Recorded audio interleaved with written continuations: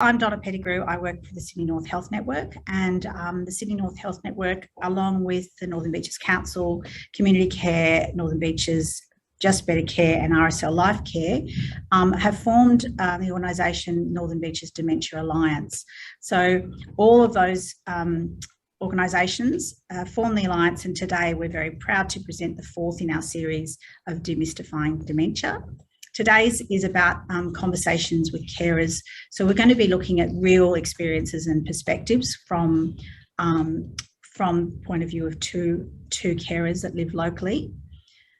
I'll just slide through it. There's just a few bits and pieces that we'll get through first. I'd like to acknowledge the traditional custodians of the land on which we are all today meeting, working, living, wherever we are. And we'd like to pay our respects and recognise their continued connection to land, water and community, and honour their ancestors, elders past, present and emerging. So the Dementia Alliance aims to create a dementia-friendly community, and it's a place where people that live with dementia and their families can be supported to live a high quality of life with meaning and purpose. It's a place where people living with dementia are understood, included and accepted without the stigma associated with dementia. It's a place that provides opportunities for social participation for people living with dementia and their carers to reduce the social isolation. And dementia-friendly communities are a safe physical and social environment for people that live with dementia.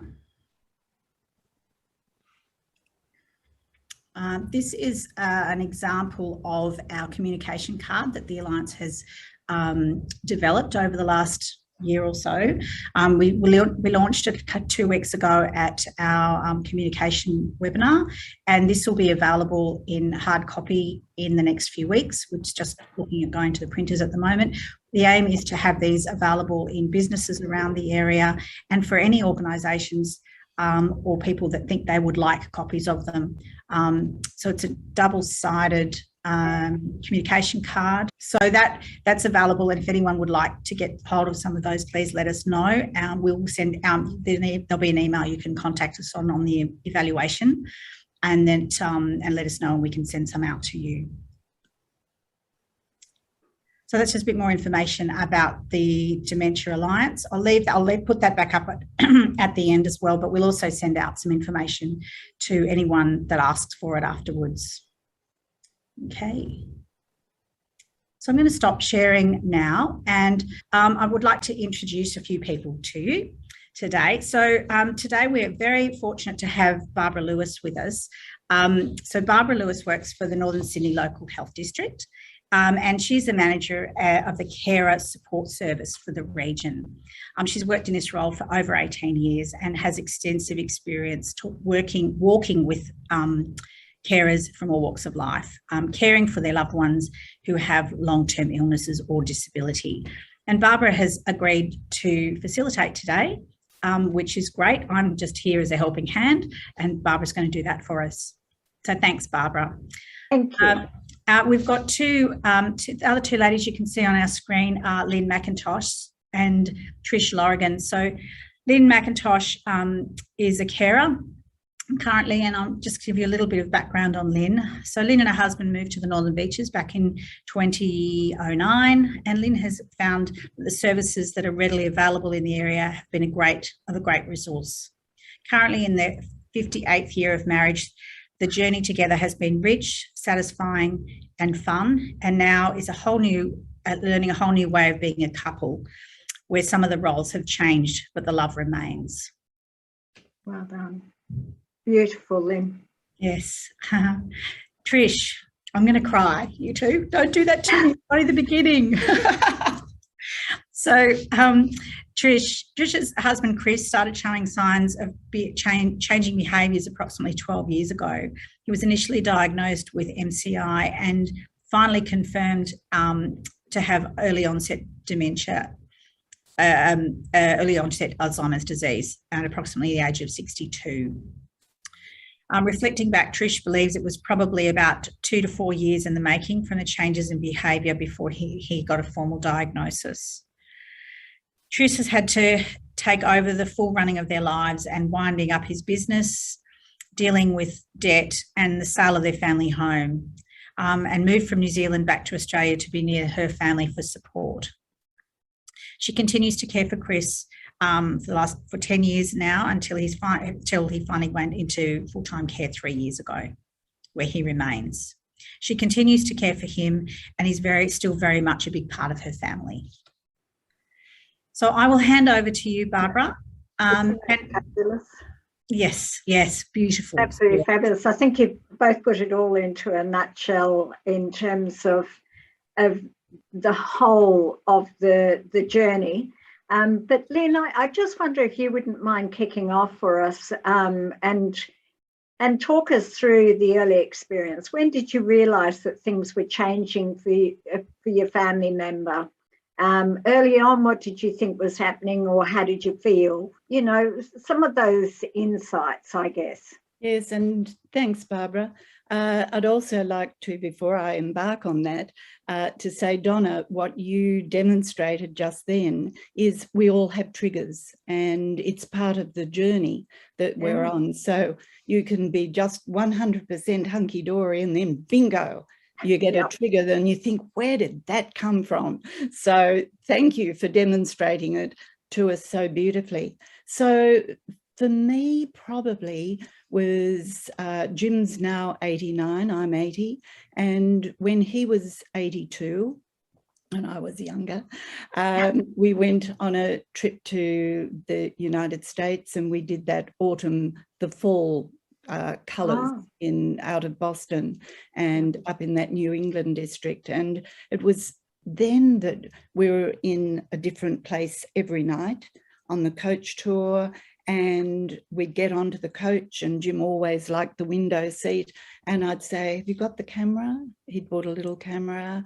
Oh yes, it's here somewhere, and we'd go looking for it, and it'd be back in the room, or the clothes that were left, so numerous times. And then I got to the stage of having to check, and I was thinking, oh well, you know, he's only 82, but you know, some are old 82s, and I didn't consider him as an old 82.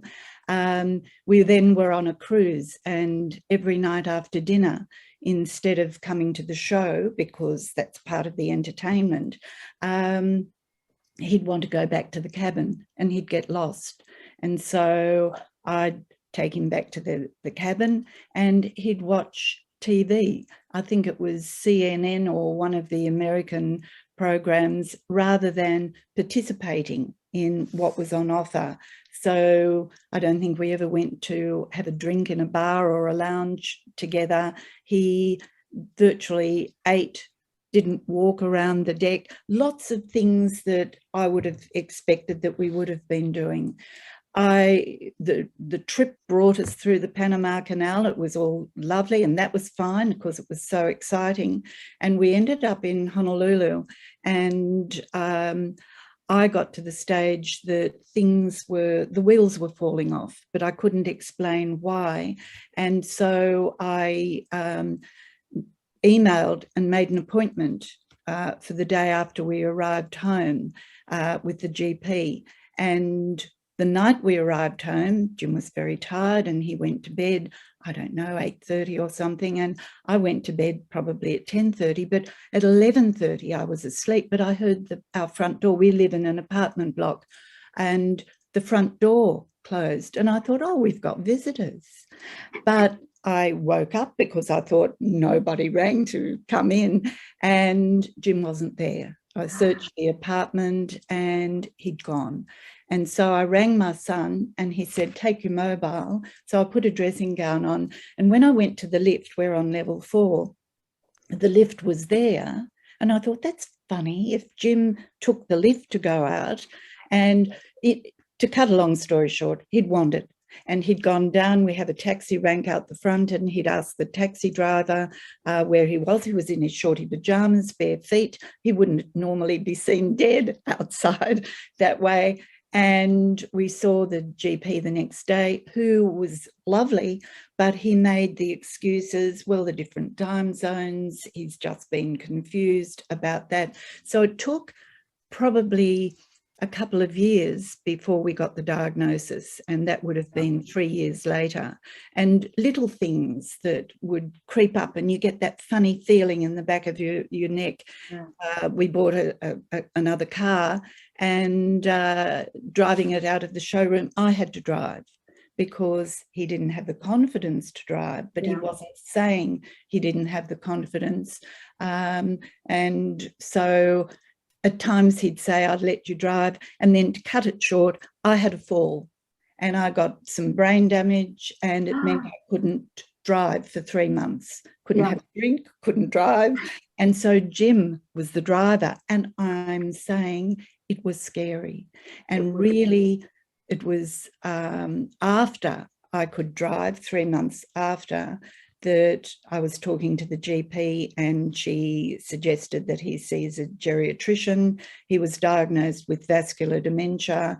And it's the little things that were making a difference. He'd bumped the shower controller of temperature and would shriek out because the water had gone cold.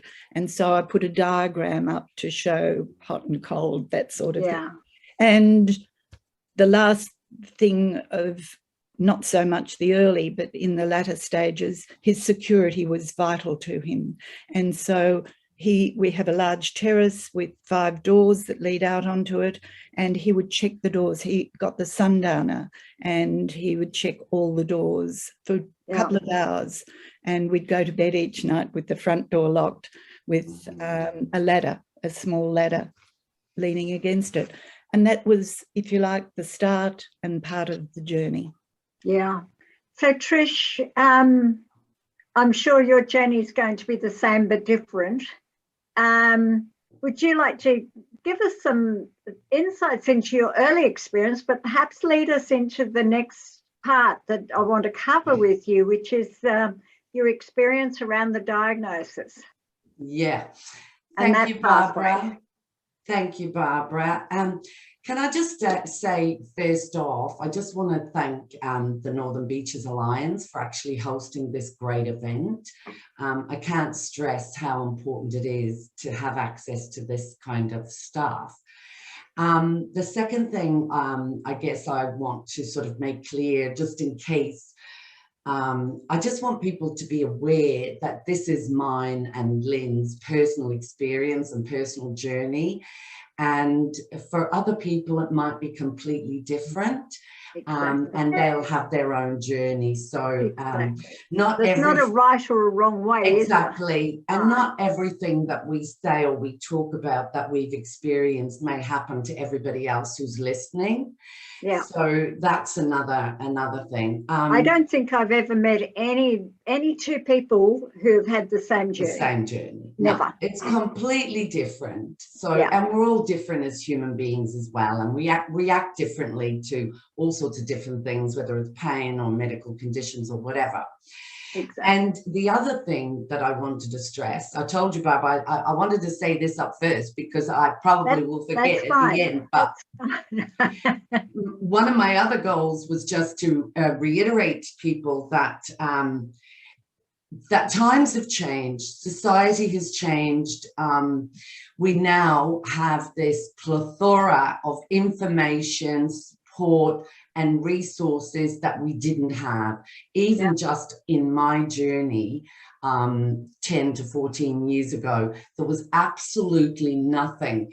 And I shared with the ladies last week in the meeting, I had never in my life even heard the word dementia, ever. As a child, people said things like, oh, the woman next door is bad with her nerves, or my granddad went senile.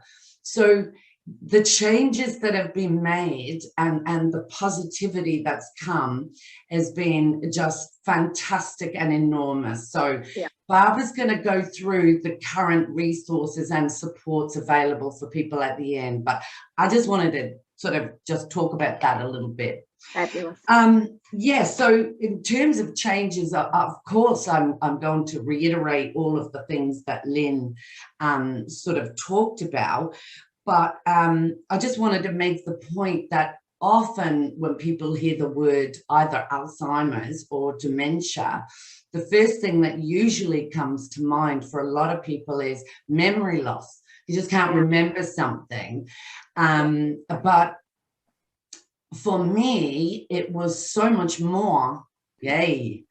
For me, it was just so much more than memory loss. It was the changes in behavior.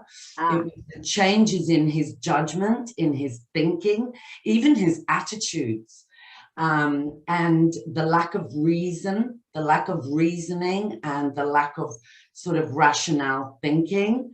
And, you know, like Lynn, having been together and lived together and shared a life for 40 years, you do notice those things. But unfortunately, one of the things that I did, and I believe it's very common, is to doubt myself. I thought I was the one who was going crazy. I thought, it must be me. Maybe the marriage has just come to an end. Maybe we've had a good innings, you know, maybe it's just over.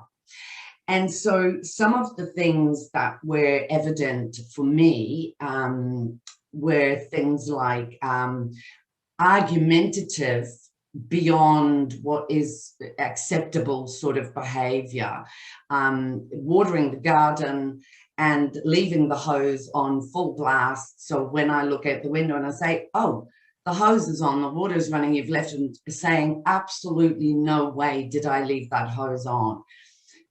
Like very strongly and quite aggressively. A lot of elements of his nature changed as well. Strange behavior that I just couldn't understand, like things like hiding food.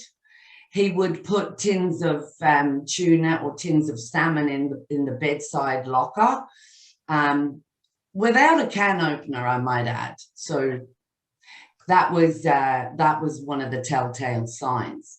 But the long and the short of it was, I had no idea until a friend actually pointed it out to me. And like Lynn, it was a massive process to actually get him to go to the doctor and to get him to talk about some of these things that were happening and changes to him.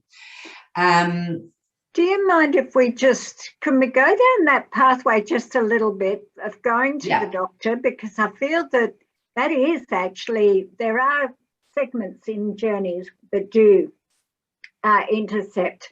And I've heard not once, but very frequently from carers that they struggle with GPs, that the care recipient will go to the GP and the GP will talk to them, but the care recipient's point of view is rarely sought.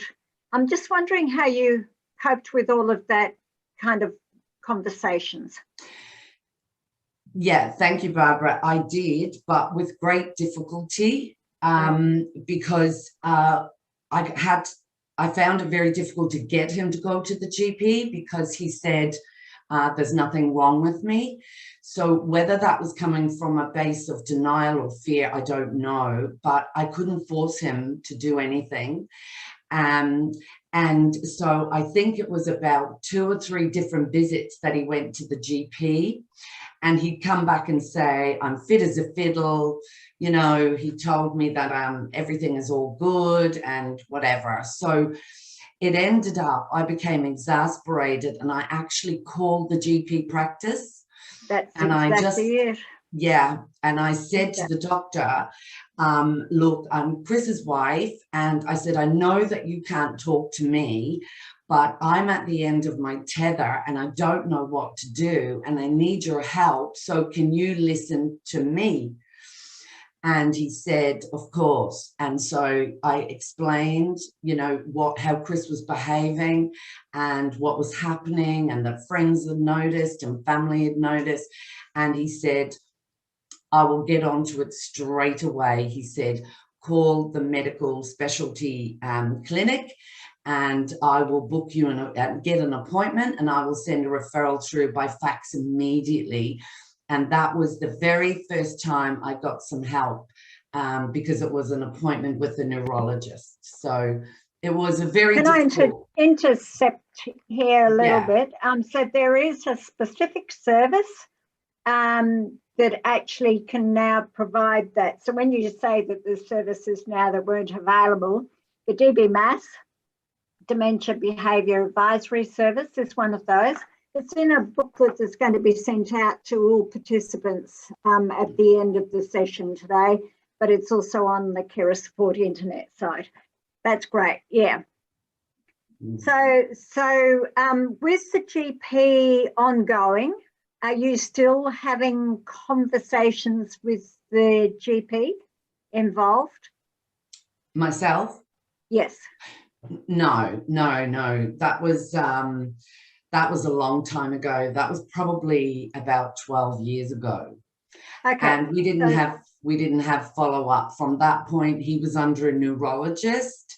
Yeah. But the challenges I had with that was he reluctantly agreed to go to the neurologist and go through the assessment and also to go for an MRI. So he was confirmed as having MCI, mild cognitive impairment.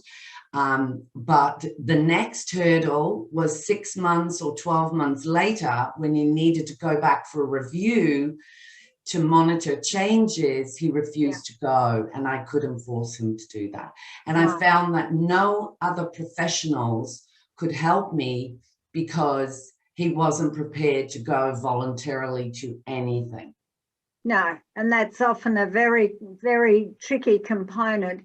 There's just a couple of things that I'd like to segue in, if you don't mind. First of all, there is now memory clinics that are run under the Northern Sydney Local Health District that are available for people. The GP is the navigator, and the GPs know how to navigate. One of the bodies of work as well that our service has done is to develop a handbook for GPs that is called Think Patient, Think Carer, and that is where we actually encourage the GPs to reach out to the carer and seamlessly have that conversation. So I think that you're right in saying that things have changed radically over the years, and that is that they're all parts of that fabric that I guess that we're trying to bring in. So are you okay if we actually leave that bit, or is there anything burning else that you wanted to cover? I'll just quick look at my notes, Barbara. On your notes, sorry, I put you on the spot because No. That's okay. That's okay. Are you wanting to go and moving on to experience around the diagnosis, or so it's absolutely the experience around the diagnosis. So this is where we look at sharing some of the tips and tricks with other carers around the importance of things like notebooks, so that you can take the plethora of clinicians that are involved and you know who said what, when, where, how, why, medications that might be tried, and navigating that component. I think that if you can précis that for us in terms of your perspective, and then we'll get Lynn to look with hers as well. Okay. Well, it was an incredibly fraught period of time because of the stage that Chris was actually at. I had pretty much no power. People couldn't actually even, well, really legally and officially share information with me. I didn't have power of attorney or enduring guardianship in place. Okay, halt there. Go. Again, in this booklet, you're going to find the pages that are all around planning ahead. And if there's one thing that you walk out with today is please line the ducks up in terms of wills, guardianship and power of attorney. In New South Wales, you need those two documents to be separate.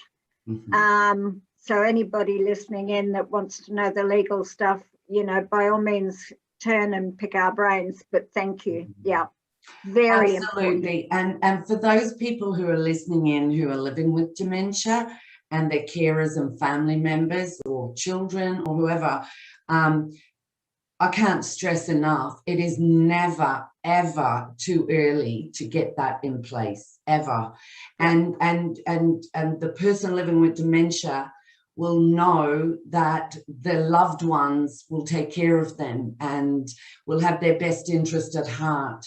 And they will become less of a burden if those legal documents are in place. So it definitely makes life easier. It's crucial. The other document that is pretty important is an advanced care directive, and we also encourage that that's done sooner. And that's about verbalising your healthcare wishes for a time when you can't, so that we don't have a situation where children may disagree about what mum wanted. You know, they know very clearly what mum's wishes would be. Yeah. Exactly. Lynn, do you want to kick in and let us give us some of the insights into your journey in this point? Yes, I'm particularly on the enduring guardian document. Jim was to be my guardian. And when the diagnosis came through and a short time later, I realised that if anything happened to me, particularly having had that fall, it made me realise how vulnerable we all are.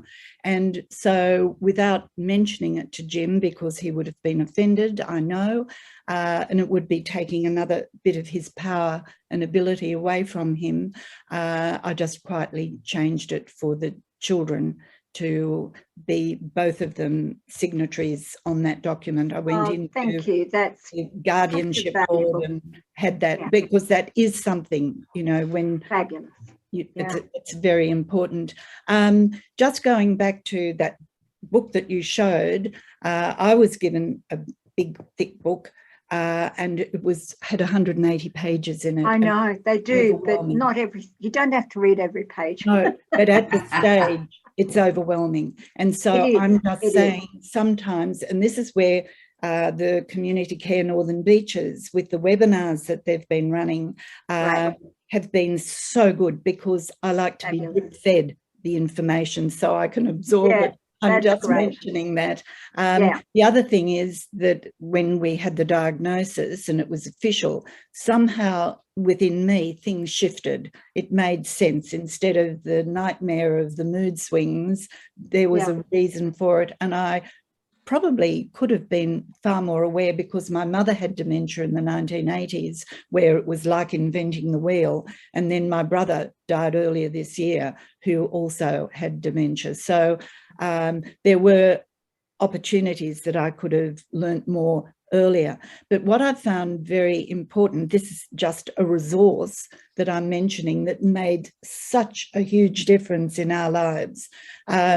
We had, as the provider, after the ACAT assessment, etc., we needed to appoint a provider when I've forgotten what you call it, the aged care package. Aged care package. Thank you, Barbara. That's a good generic term. Thank you. And we selected RSL Lifecare at Home, and I'd never heard of something that was offered, and it was offered in a funny roundabout way, but it turned out that Jim accepted it.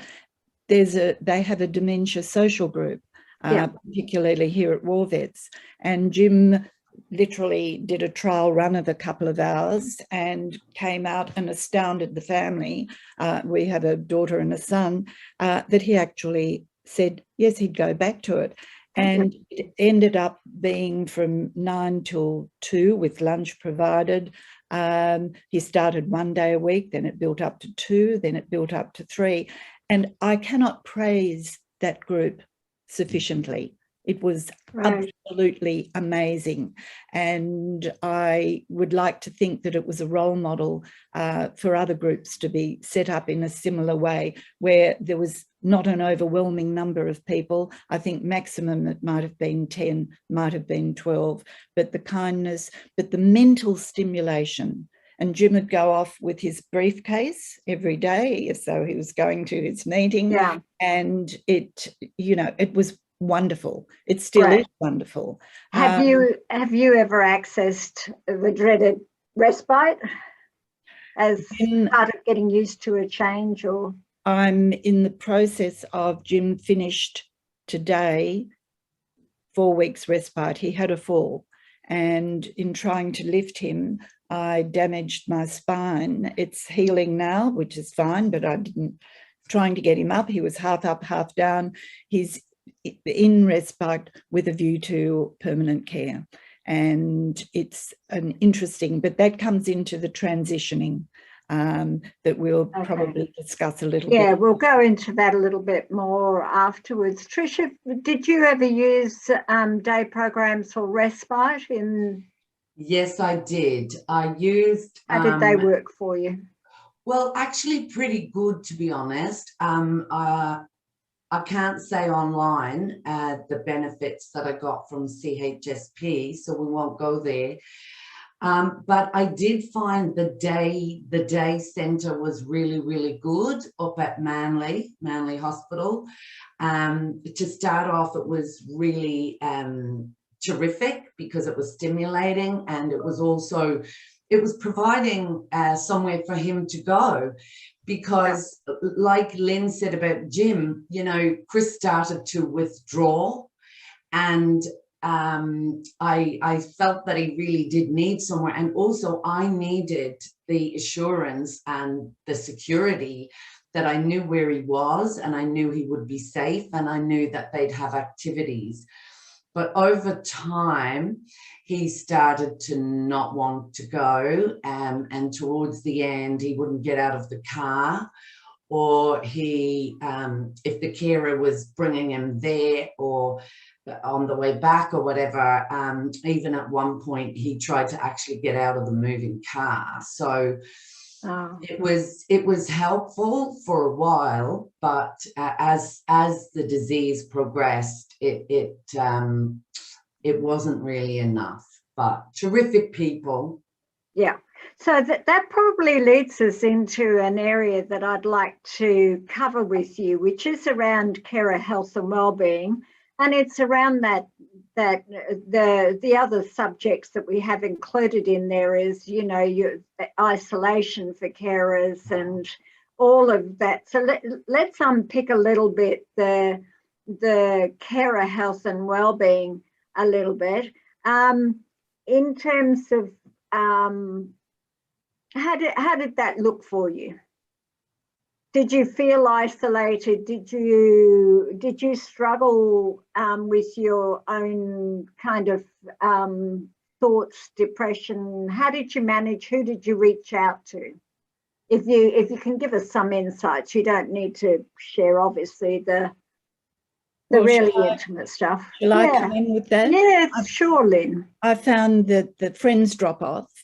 One couple in particular stayed and have stayed very, very close to us, but I needed the mental stimulation as much as Jim needed the mental stimulation. So I found I'd be the organizer. I'd always been the social secretary in the family, so I just became more of the organizer. And it was up to me to say to someone, you know, what about if we meet at the Terry Hills Tavern or at the DYRSL or something for lunch? And we could do lunch, dinners were out, or I'd entertain people at home. So I learned how to put out, you know, the cheese board and the meats and have the long lunch, and it didn't matter whether Jim participated or just sat there, or we could get him to reminisce. But what I did notice, and you got him to reminisce. That's a good little tip. Exactly. And particularly if it was some of his workplace colleagues, but he'd retired at the age of 52, which sort of cut him off. He was rather a loner, if I could put it that way. And so it was very important for him to still socialise, but it was also important for me to be able to have adult conversations, because as people know, when you've been married for a long time, you're really not chatting. I'm not a great chatterer, believe it or not. But I found that trying to get him to go for a walk. We live near the beach, we could walk down, but then it got too much for him. and the exercise was, you know, becoming more limited.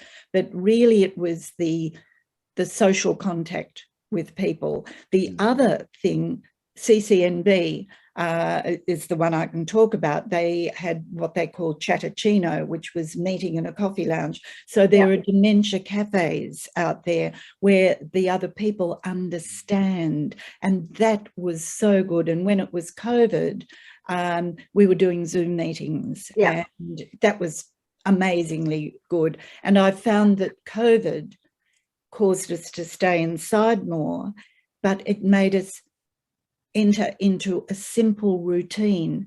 And the simpler it was with a routine, it was easier for Jim to cope. So now for people out there who are listening in, I'd just like to butt in at this point and say the dementia cafes for across the region are all on the Carer Support internet site. And there are carer support groups as well. So every year we go out to all of the individual groups. Some of them are run by individuals who are just volunteering to coordinate. Others are run by service providers. There's a very big, you know, vast range of them. We do our best to get everybody on there, but you can find those on the Carer Support internet site. Trish, how did you go with the social isolation? Because I'm aware you're still working, aren't you?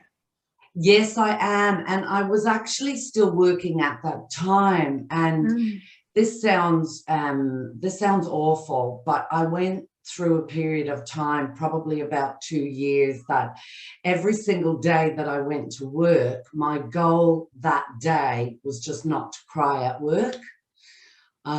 Which is a very sad goal, but that was what happened, because I was carrying enormous grief and enormous loss. I agree with Lynn in terms of isolation. Your world gets smaller, your circle gets smaller. So what did you do to look after yourself? I did lots of things. I went to a series of workshops, like Lynn was saying, which helped to educate me. Yep. Because my natural human reaction was I wanted to like kill him. But it helped to educate me and inform me. He couldn't help it. This was a disease. I had to get my head around the fact that he looked exactly the same physically, but he was completely different on the inside. So that was really, really helpful. And I would encourage anybody listening, if there are groups available or workshops or whatever it is, inform yourself, educate yourself. Because I also found that what happened, my sons also attended this information workshop series with me. And it was really good because down the line, even when I had forgotten about different behaviors in different phases and stages, they would remind me and say, Mum, remember in session 4, they talked about XYZ and he might start doing XYZ. And I was like, yeah, right, you know. So education and information, you can't get enough of it. Yeah. The other thing I did was, as soon as it became available, and I took a long time to admit I needed this, was to attend a grief and loss workshop. Yeah. Because initially I thought, why would I put myself into a forum where we're all sad tragics? We're all talking about our loss and our stories. If my situation is worse than someone else's, I'll feel worse. If someone else's is worse than mine, I'll feel guilty. I wasn't ready for a long time, but boy, when I went, it was a game changer. I didn't realize all of the things that I lost, and I had never addressed it. Yeah. I lost my future. You know, I thought I was going to be forever with this man. I lost the, you know, retiring together and playing golf, going for walks, holding hands on the beach. I lost the vision and the plan that I had in my head of my future. Yeah. I lost my status as somebody in a couple. As Lynn said, you stop getting invited and you don't even want to go either because you're worried. What's he going to say? What's he going to do? So your world definitely does become a lot smaller. So those are some of the things that I did. And one of the other biggest weapons that I had, apart from my children, because remember the dynamics change in the family, and my children became parents in jointly caring for my husband with me. And that's not easy. But anyway, my biggest weapon was my sister. So every meeting I went to, every lawyer, every accountant, every bank, every doctor, every medical appointment, my sister came, because I was overwhelmed and I couldn't take things on board. I was traumatized. And so she was kind of like my eyes and ears. And your notebook writer. And I was a notebook writer. So that night I would then write in a journal. I'd never kept a diary in my life. So it's not like I'm that kind of person, but someone suggested it to me and I really found it incredibly helpful. I was getting it out of my system, out of my head and out of my heart. And even if I cried or whatever it was I did, but then at least it would sort of purge me, and then I would be able to go to bed and try and sleep, so that's absolutely fabulous. Thank you. Before we move on to the next bit, I just want to summarize for people out there that there is other avenues as well of support. So Dementia Australia, they still have some level of counselling services available, but also the Carers Gateway, which is now, so Carers New South Wales now is funded for a part of New South Wales in this instance. So it's the National Carers Gateway that you would go to if you want counselling services. However, for some people, there's a deeper level of work that they wish to undertake. And if you're individually facing that, then I encourage you to talk to your GP. And under the federal government Medicare, ask for the referral to a psychologist so that you get that 6, 8, whatever it is, sessions with a psychologist that you can go in and unpack everything underneath. As well as that, the Carer Support Service, our team, also walks side by side with carers. So we're able to provide that. Support groups, again, they're also an avenue that some people use to unpick, reframe, sort out, troubleshoot. So there's a variety of different, and again, it's, as you said, it's the right information at the right time, but it's also about the action at the right time for you and working that through.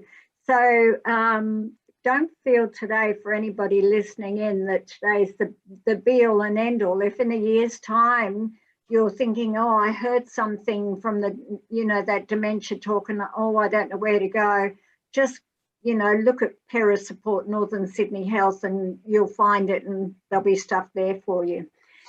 So I'm wondering for the last bit, if I can ask both of you to reflect, then if I can come to you, it's on the transition stages, because that can be mightily complex, if you like. And I think you both probably have some tips and tricks and, some insights into this process. And again, if there needs to be any modification because things have changed, then we can certainly help. So how did you go with transition, Lynn?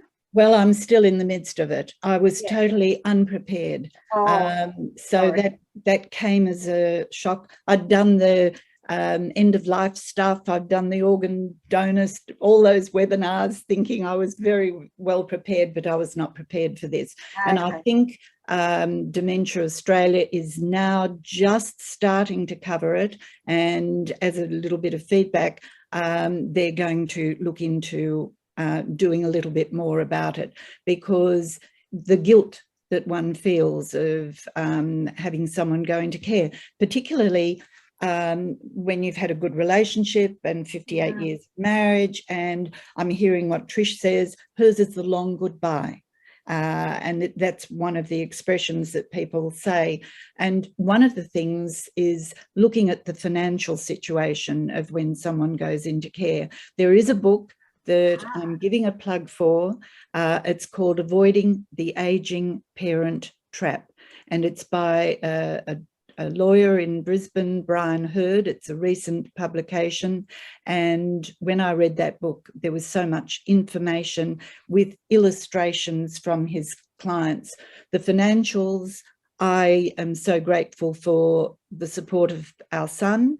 And on the practical side, I'm deeply grateful for our daughter, who has done laminated photos of and labelled it with the family. And Jim has a great level of awareness. And so there's a little reluctance that is there. This is huge. It's a big, big trigger. So photo books, you know, those ones that you can get from Big W. Can I just stop you for a minute? So on the personal level and preparing Jim, this is the preparation of Jim. And then I might just ask you to flick to the financial part, because that's another bigger it's a topic. Okay, well, it's very hard to say to your husband when he says, I want to come home. Very hard to say. And so I just say, I don't know when you're coming home, so I'm not lying.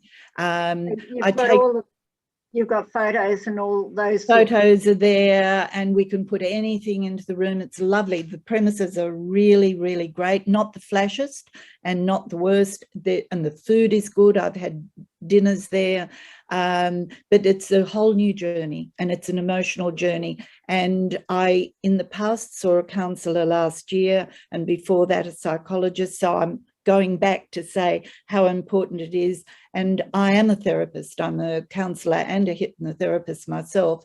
And I realise how advantageous it is to take advantage of that.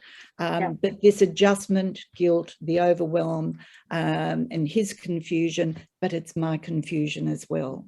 So it's a work in process, because it's a whole new journey. There's so much in there. Thank you. And thank you for the lead on the book as well. Trish, your insights into this transition journey. Well, one of the things that I heard a long time ago, and I took it on board because it sat well with me, was I adopted therapeutic lying. And I thought, oh, that's good. Wow. Yeah, because one of the things you go through is like, I can't lie to this person. I've shared my life with this person. We've had children together. I still love this person, all of that. But in order to get through what Lynn is going through right now, those are some of the things that I adopted, that this is what he needs right now, and this is what I need right now. So can I just talk a tiny weeny bit about the care of self-care? Absolutely, go. Sorry. Okay, so adopting that phrase helped me a lot. So when it was no longer effective to blame other people, like the doctor said you can't drive, like somebody said you have to go here or something. When that was no longer effective, I had to actually adopt that therapeutic lying to get me through, and also to get him through, because there was no way I could tell him on a Tuesday that he had an appointment on the Friday. And so if he asked me why I was arranging something, I would have to do this therapeutic lying and wait until the morning of or whatever. So you've got to do what you've got to do. That's the bottom line. But with self-care, because everybody talks, well, for me, people kept talking to me about, you've got to take care of yourself, you've got to take care of yourself.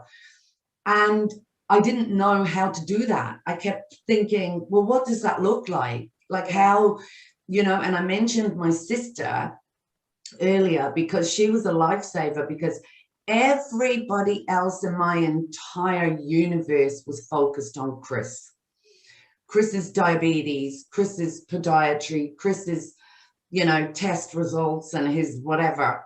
everybody, every professional I was involved with was focused on him. She was the person whose focus was on me. So that was very, very helpful. And using family and friends. If somebody says, oh, I feel for you, you know, you don't need the sympathy card or the pity party. You need practical help.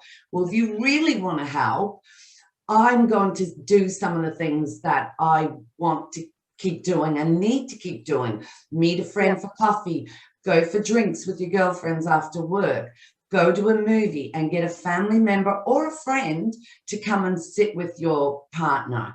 Take practical help if it's offered. That was number one. I did loads of things. Yes. Don't say, oh, it's okay, I'm fine. No, definitely not. Good on you. And doing things that were simple and helped my psychological well-being. Like I went for a lot of long walks by myself. And I would still go for walks with Chris, but I would go for another walk by myself for about an hour. That was really helpful. And definitely yoga at that time was also great. And as we mentioned earlier, going to a support group or tapping into the things that you talked about, Barbara, for helping carers, definitely. I love the mention of yoga. We have Lynn Brakel, who has been, and even through COVID, the last 2 years, she's been running the Carers Yoga Group through Zoom. So go and embrace all of the multitudes of everything. So we're really nearly running out of time, and I know I need to leave Donna a little bit of time to summarise at the end. There's just a couple of catch-ups. I know that you've referred that the booklet is too big. I'm really sorry, but gee, it covers everything from suggestions about health and well-being to tips and tricks as to how to get your husband to stop driving or your family member to stop driving. We use the Dementia Australia fact sheets as well. The other thing I just wanted to touch on was the importance of reaching out, particularly if your family member has to come into one of our public hospitals. There are a couple of things that we need in our health system. One is for patients who are cognitively impaired, we ask that family members complete the communication and care cues form. This gives our nurses frontline in the ward some of the insights into how to settle and calm somebody. And there's a raft of war stories, but I won't clog up the time with that now. But the importance of engaging with that carer and having the carer at the bedside is so important for us. Just to finish up, I really urge anyone that if they really want to pick my brains, please feel free to ring through and talk to us. Trish and Lynn, I can't thank you enough for sharing your insights. Your journeys are so rich, your insights are so rich. And look, honestly, I feel I could sit here and talk to you for a few more hours and we'd still be running out of time. Is there any last burning thing that you hope to cover today that we haven't heard from you, because I've been moving us through? Well, I'd just like to say signage. One time Jim was down at North Sydney at Greenwood Plaza at an old boys reunion, and he wanted to go to the toilet, and of course I wasn't there. And when I came to pick him up, the organizer was a bit distressed because he'd gone out, and it's a many level place. The sign for the toilets was a pair of men's jockey shorts, that was for the men, and for the women's toilet it was a brassiere.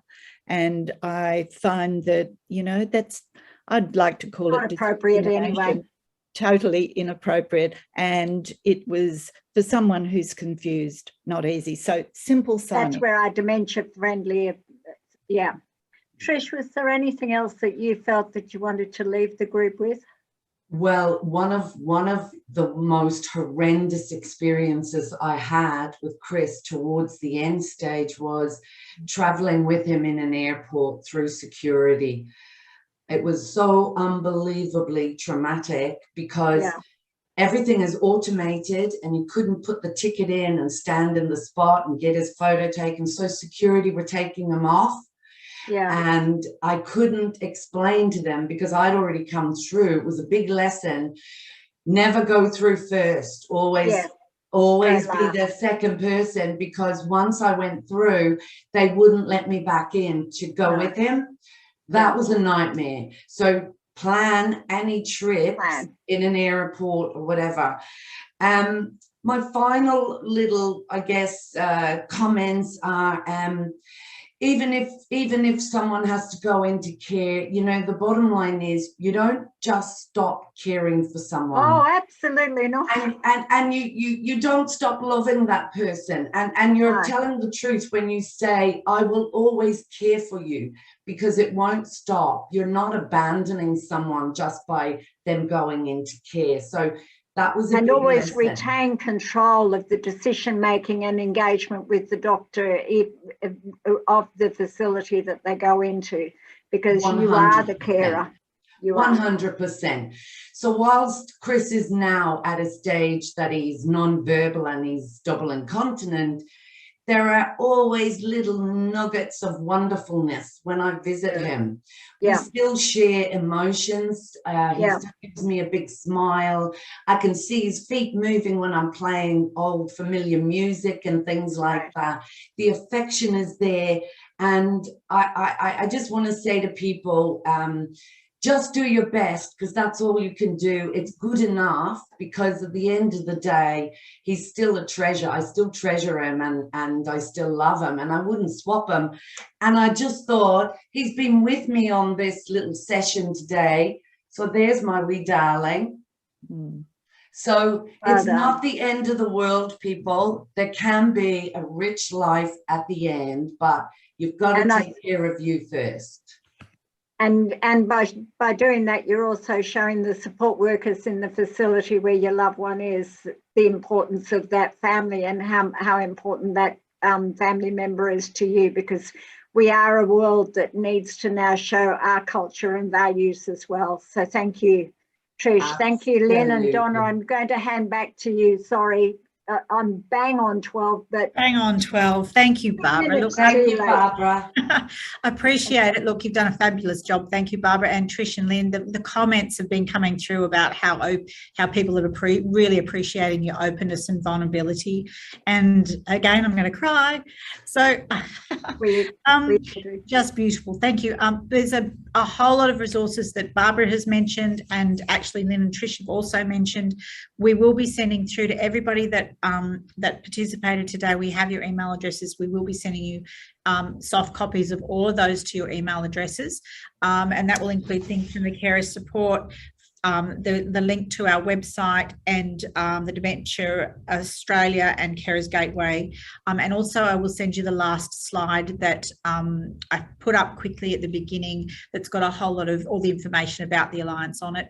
I had an interesting chit chat also with a lady who was Heather, who was interested in what we were doing across the rest of the region as well, because this is a little bit Northern Beaches, well, it is quite Northern Beaches focused, but we are looking at expanding. We are looking at expanding alliances across the region. So we will be in touch. Thank you again so much for all of everybody's input, and thank you for being so honest and real, because I think that's what we really need. And thank you, Donna and Sharon, for organising as well. Yeah, really absolutely. Thanks, everyone. Have a lovely day. Thanks, guys. Bye. Thank you. Bye-bye.